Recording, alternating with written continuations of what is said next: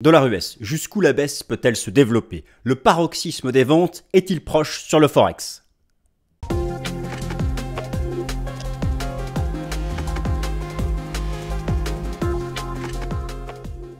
Alors chers amis, je suis ravi de vous retrouver pour la nouvelle édition du Fast and Forex. Le dollar américain a inscrit la semaine dernière, dans le sillage de la mise à jour des chiffres de l'inflation aux États-Unis, inflation à la production, tout proche d'ailleurs du cadre déflationniste, inflation à la consommation, par contre, quant à elle, nettement encore au-dessus des objectifs de la Réserve fédérale des États-Unis. Eh bien, malgré tout ça, le dollar américain continue de s'enfoncer, déployant la plus ferme tendance baissière des paires majeures, des monnaies majeures du Forex depuis le mois d'octobre dernier, depuis le début de l'année, et construisant donc davantage de tendances baissières sur le plan technique. Alors, dans cette vidéo, je vais poser la question du paroxysme des ventes sur le dollar américain. Jusqu'où cette baisse, d'ailleurs que nous envisagions ici ensemble dans les colonnes du Fast and Forex. Oui, c'était notre scénario commun à tous, ici. Cette phase de transition latérale que le dollar américain a déployée au mois de mai, je vous avais montré pendant ce mois de mai que lorsque le dollar faisait un range, il y avait des décollectes sur les gros ETF qui achètent le dollar américain et que les institutionnels restaient nets vendeurs sur les options, sur les futurs. L'analyse technique a parfaitement porté ses fruits, elle a su comprendre les hypothèses fondamentales. Pourtant cela peut paraître complètement paradoxal. Mais vous avez raison. Le taux d'intérêt de la Fed est le plus élevé des banques centrales majeures. Les spreads de taux d'intérêt des États-Unis vis-à-vis du reste du monde occidental, sont tous positifs. Tous positifs. Le pivot de la Fed, même la Fed elle-même nous dit arrêtez de rêver. Non seulement le taux terminal n'est pas atteint, et alors le pivot arrêtez. Vous savez qu'il y a des membres d'antennes régionales de la Fed qui nous disent que avant que la Fed réengage un cycle baissier de ses taux d'intérêt. Car en fait, ce qu'on appelle le pivot, c'est ça. Certains nous disent qu'il faudra non seulement que l'inflation à la consommation soit 2%, mais qu'elle y reste longtemps. J'ai même entendu 2 ans. Bon. Et malgré tout, le dollar est vendu sur le marché d'échange. Est-ce un piège? C'est pas un piège. L'action des prix est là. Maintenant, je vous pose la question dans cette vidéo, sommes-nous proches de la fin? Clairement, nous ne sommes pas proches du début. Mais sommes-nous encore dans une phase mature qui pourrait envoyer le dollar américain? Je ne sais pas, moi, si on prend l'indice de devise des XY 95, 96 points, 1,15 sur l'euro-dollar? Ou est-ce déjà la fin? Je vais répondre à toutes ces questions. Et donc, j'ai le plan, je vous le donne, je mets quelques illustrations pour vous mettre l'eau à la bouche. J'essaye de faire court parce que je sais que tout le monde me reproche de faire trop long. Dollar américain, nouveau plus bas annuel, nous allons faire un état des lieux de la puissance des monnaies sur le marché d'échange. L'USD-CHF en perdition, la toute-puissance du franc. Jusqu'où? Jusqu'où? D'ailleurs, la Banque nationale suisse va pas tarder à intervenir, j'en dirai un mot. Donc, première partie, la faiblesse du dollar américain est-elle surprenante, voire un piège sur le plan fondamental? Gestion du risque. Quelles sont les raisons qui pourraient créer un puissant rebond du dollar américain sur le marché d'échange? Le scénario en vague d'Elliott baissier sur le dollar américain, sur lequel j'argumente depuis des mois. Je suis content, pour une fois, j'ai pas eu tort. Eh bien, nous allons actualiser tout ça. Le positionnement institutionnel sur le dollar américain est-il encore vendeur après ces nouveaux plus bas? Euro-dollar, qu'en est-il? USD-CHF, la BNS va-t-elle enfin intervenir pour stopper la force du franc? Chers amis, c'est parti. Alors c'est parti, je me suis réinstallé. Dollar US, jusqu'où la baisse peut-elle se développer? Le plan, je viens de vous le donner. Et quand même si on va faire court, je laisse le rideau s'ouvrir. J'espère que vous vous êtes installés sur votre siège, que la salle de théâtre est confortable. Et donc, première partie, la faiblesse du dollar américain sur le marché d'échange peut sembler surprenante sur le plan fondamental. Est-ce un piège? Il n'y a pas de piège en bourse, il n'y a que l'action des prix. L'action des prix permet de comprendre comment les investisseurs interprètent les fondamentaux. Cela permet d'être objectif. Trop d'analystes sont subjectifs, veulent voir ce qu'ils veulent voir. L'action des prix vous dit comment voir les fondamentaux. Cycle des taux d'intérêt nominaux réels. Alors la tendance baissière du dollar américain peut sembler surprenante sur le plan absolu. Effectivement, le taux de la Fed est le plus élevé, les taux d'intérêt aux États-Unis sont beaucoup plus élevés partout, et même les taux réels sont à nouveau positifs. Mais en réalité, la baisse du dollar américain sur le marché d'échange n'est pas surprenante, car en bourse, tout est relatif. La tendance de l'USD reflète avant tout la tendance des spreads de taux d'intérêt entre les États-Unis et vis-à-vis des autres monnaies majeures. Et ces spreads ne montent plus depuis octobre dernier. Oui, ils sont positifs, mais ils ne montent plus. Et surtout, la tendance de l'USD est d'abord un phénomène américano-américain, états-unien, new-yorkais, côte est. Bon, c'est la Fed. Il n'y a que ça. Mais aux États-Unis, mais la moitié des Américains ne savent même pas où est la France et la Suisse. Alors oui, le côté relatif, ça compte, mais d'abord, les investisseurs américains, pour le dollar US, ils regardent la Fed. Si le dollar baisse depuis octobre dernier, c'est que le marché a cessé de se projeter sur davantage de restrictions monétaires, même si ça continue, mais comme les investisseurs ont un an d'avance, ils sont déjà en train de pricer le fait que en 2024, courant 2024, le taux terminal sera déjà atteint. Il faut toujours garder ça en tête. Le marché d'échange n'est pas une sanction de ce que vous voyez maintenant. Le marché d'échange est ce que vous verrez dans un an. Donc il n'y a pas de contradiction. C'est simplement que le marché d'échange, il a une machine à voyager dans le futur, tout simplement. Mais d'ailleurs, la formation des prix sur les marchés financiers fonctionne comme ça. La tendance est donc voilà, purement américain, basé sur les anticipations de politique monétaire de la toute-puissante Réserve fédérale des États-Unis. C'est en effet la Fed qui atteindra en premier son taux terminal, eu égard à la vigoureuse résilience de l'inflation en Europe. Je vais vous montrer quelques illustrations sur ce sujet. Alors tout d'abord, la performance des monnaies depuis le début de l'année. Vive le franc, vive la livre sterling, bye bye le dollar US, même le yen remonte. Bon, voilà, le dollar est en baisse face à un panier de devises. Son code, c'est le DXY. Pour le franc suisse, le code, c'est SXY sur TradingView, si cela vous intéresse. Ça peut paraître surprenant. Je vous refais ici une comparaison des taux d'intérêt des banques centrales majeures. Le taux de la Fed est le plus haut. Il est le plus haut. Le taux de la Fed est le plus haut. Alors, pourquoi est-ce que le dollar fait un nouveau plus bas annuel? Le taux de la Fed est pourtant le plus haut. Deuxième paradoxe. Vous avez ici le cycle des taux d'intérêt aux États-Unis. Vous avez ici les taux d'intérêt nominaux et les taux d'intérêt réels. Les taux d'intérêt nominaux, ce sont les taux d'intérêt réels, ce sont les taux d'intérêt nominaux retraités de l'inflation. L'inflation aux États-Unis est maintenant à 3%. Regardez, même les taux réels, le taux réel à 10 ans est positif, le taux réel à 2 ans est positif, le taux de la Fed est positif, en nominal et en réel. Alors pourquoi, par Jupiter, pourquoi le dollar baisse? Parce que sur le marché d'échange, en ce qui concerne le dollar, une raison numéro 1, c'est la Fed. Alors peut-être que tout le monde se trompe vis-à-vis de la Fed, ça j'en dis un mot. Bien sûr qu'il y a un vrai risque de rebond du dollar. Je vais lister les risques. Et d'autre part, ce qui compte, ce n'est pas la version absolue des taux nominaux des taux réels, mais la version relative, la tendance des spreads. Et ces spreads ont cessé de monter en fait depuis octobre dernier. Et c'est exactement là que le dollar a fait son point haut. Donc, là je vais montrer les spreads, les ai mis où? Ah bah voilà, ils sont là les spreads. Voilà. Regardez, depuis octobre dernier, vous avez tous les spreads entre les États-Unis et le Japon, les États-Unis et la Suisse, les États-Unis et l'Allemagne, les États-Unis et l'Australie, les États-Unis et le Canada. Regardez les spreads en bougie japonaise. Voilà, ça correspondait. Ils sont entrés en tendance baissière quand le dollar, en bleu, ici, a commencé à baisser. Donc voilà, c'est tout simplement lié à ça. Alors tout simplement, bien sûr, j'exagère. Maintenant, y a-t-il un risque de rebond du dollar américain? Mais bien sûr, les raisons qui pourraient créer un puissant rebond du dollar américain sur le marché d'échange sont extrêmement nombreuses. Tout d'abord, il faut savoir gérer son risque et avoir pleinement conscience qu'il y a des scénarios macro fondamentaux qui pourraient créer un rebond puissant du dollar américain face à un panier de devises, et en premier lieu une Fed qui serait beaucoup plus au quiche que prévu. Si la Fed, alors il faut bien comprendre que là, actuellement le taux d'intérêt de la Fed est actuellement à 5,25. Le 26 juillet, la semaine prochaine, il devrait passer à 5,5. Les anticipations du marché sont qu'elle s'arrête là. Or, lorsqu'on écoute les membres de la Fed, ils nous disent « Mais non, nous on ira à 5,75 voire à 6 ». Mais le marché, lui, pense que ça s'arrête à 5,5, il n'y croit pas. Si le marché se trompe, le dollar, il est plus proche de la fin de la baisse que du début. Enfin, clairement, de toute façon, c'est déjà le cas. Mais son nouveau plus bas pourrait être un piège. Si par contre, le marché a raison et que la Fed s'arrête à 5,5, on en saura davantage le 26 juillet. Bon, mais là, la tendance baissière du dollar US, qui est propre sur le plan technique, car nous la suivons ensemble ici depuis un certain nombre de mois, continuera de se déployer.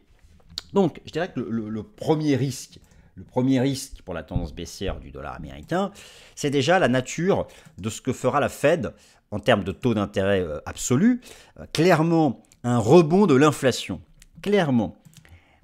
La baisse du dollar américain, elle est d'abord basée sur un scénario de désinflation. Basée sur un scénario de désinflation. Alors, la désinflation, le PPI, les prix à la production, je vous en ai déjà parlé dans le Top Gun, zéro. Oui, zéro, on se dit que c'est quasiment la déflation. Donc là, de ce point de vue-là, on peut comprendre éventuellement que le dollar baisse, même si la version sous-jacente, elle, n'est qu'à 2. Lorsqu'on regarde maintenant l'inflation à la consommation, elle est à 3, la tendance est celle d'une chute libre. Mais l'inflation sous-jacente, et en particulier celle des services, elle, certes, a entamé une phase baissière, mais reste à des niveaux 2 à 3 fois ce que la Fed envisage, attend, espère, vise pour un jour mettre un terme à sa politique monétaire restrictive. Alors on peut être confiant du point de vue des anticipations d'inflation lorsqu'on regarde Trueflation, c'est un fait. D'ailleurs, je vais vous montrer, regardez Trueflation au Royaume-Uni. Vous comprenez pourquoi le dollar baisse? Parce que le marché, qu'est-ce qu'il se dit? Le marché, il se dit que l'inflation sera beaucoup plus résiliente au sein de la zone euro et au Royaume-Uni. Et c'est pour ça, en fait, que les devises européennes ont tant progressé face au dollar américain depuis le début de l'année, que ce soit le GBP-USD ou l'euro-dollar. Pour le franc, c'est une autre affaire. Regardez, j'ai tout chapitré dans la barre de temps. Le franc, le franc et sa toute-puissance, j'en dis un mot. La BNS va bientôt intervenir. Hein. Soyez certains qu'on est plus proche de la fin de la force du franc que du début, là pour le coup. Et donc, le risque, en fait, c'est quoi? C'est si la Fed devait pivoter pour la bonne raison, à savoir une désinflation. Très bien, la tendance baissière du dollar américain est tout à fait saine. Mais si la Réserve fédérale des États-Unis devait pivoter du fait d'une économie américaine qui entre en récession, attention à ce moment-là à la possibilité d'un fort rebond du dollar américain face à un panier de devises, puisque je vous rappelle, et je vous avais déjà montré ces statistiques, que dollar US et récession, j'ai ici toutes les datas historiques depuis le change flottant des années 70-72. Alors, pour la Grande Dépression des années 30, puisque c'était des taux de change fixes vis-à-vis du dollar, ça avait été une dévaluation de l'USD de 20 $ l'once à 35 $ l'once, mais depuis que nous sommes sous le régime des changes flottants, le dollar a systématiquement monté en période de récession. Donc là aussi, c'est pour ça que les indicateurs macroéconomiques vont être importants, car si la récession devait prendre une dimension occidentale globale, eh bien c'est le dollar qui en profiterait. Pour l'instant, nous n'en sommes pas là. Alors, le scénario baissier en vague d'Elliott est confirmé sur le DXY. Nous serions soit dans une vague C ou une vague 3 ou encore pour certains une vague 5. Alors je vais m'expliquer. Le dollar US a inscrit un nouveau plus bas annuel la semaine dernière en rompant le support des 101 points. Maintenant, ayez conscience que la zone des 101 points, 102 points, c'est le nouveau stop de protection de la tendance baissière. Cette rupture de support est une confirmation du scénario baissier en vague d'Elliott proposé dans les colonnes ici, mais vous le savez si vous me suivez chaque mercredi depuis plusieurs mois. Le marché construit une séquence baissière fractale en zigzag lettré A, B, C. La vague B est terminée, celle dont nous avons beaucoup parlé ce printemps, et le marché a donc démarré sa vague C. C'est donc la dernière jambe de baisse qui est en cours. C'est pourquoi on peut commencer à s'interroger sur la fin de la baisse, sur le paroxysme baissier. Alors notons que nous pourrions être simplement dans une vague 5, et donc la B aurait été plutôt une 4. Certains disent que là, la vague C serait plutôt une 3 et donc que la B aurait été une 2. Bon, je ne sais pas si vous me suivez avec tous ces chiffres, mais le point commun, c'est que les cibles théoriques de ces approches fractales sont baissières. Et d'ailleurs, le chartisme et l'Ishimoku confirment. Alors, c'est ce que nous allons regarder ici ensemble. Tout d'abord, donc sur le dollar américain, alors, il est un peu tôt pour faire l'analyse technique en données mensuelles, mais si le mois devait se clôturer comme ça, eh bien nous avons une réintégration de pattern sur le dollar américain, nous avons une rupture de Kijun mensuel, la cible ce serait 96 points, un RSI qui casserait 50, enfin si le mois termine comme ça, aussi bas, eh bien ce serait vraiment un signal de poursuite de la tendance baissière du dollar américain. Maintenant sur le plan fractal, moi j'avais toujours défendu ce scénario d'une correction en 3 temps ABC, la vague B, c'est donc terminé par ce nouveau plus bas. La vague A était donc en 5 temps, 1, 2, 3, 4, 5, la A. La B en 3 temps classiques, ABC, et nous aurions commencé une vague C. Alors certains y verraient plutôt un triangle, une structure en ABCDE, moi je n'y crois pas. Je pense que nous avons démarré donc la vague C. D'autres se disent ici que c'est une grande 1, une grande 2 qui se fait en flat étendue, car effectivement ici c'est une structure en flat étendue. Dans tous les cas, qu'il s'agisse d'une grande C, qu'il s'agisse d'une 5, qu'il s'agisse d'une grande 3, les cibles sont baissières. Alors, La cible théorique la plus mesurée, c'est celle qui consiste à projeter 0,618 d'extension de la A au sommet de la B, ce qui donne le niveau des 96 points. Et notons qu'en Ishimoku mensuel, ça correspond ici au nuage. Donc, il y a des choses qui convergent. Maintenant, est-ce que cela peut être un piège baissier ?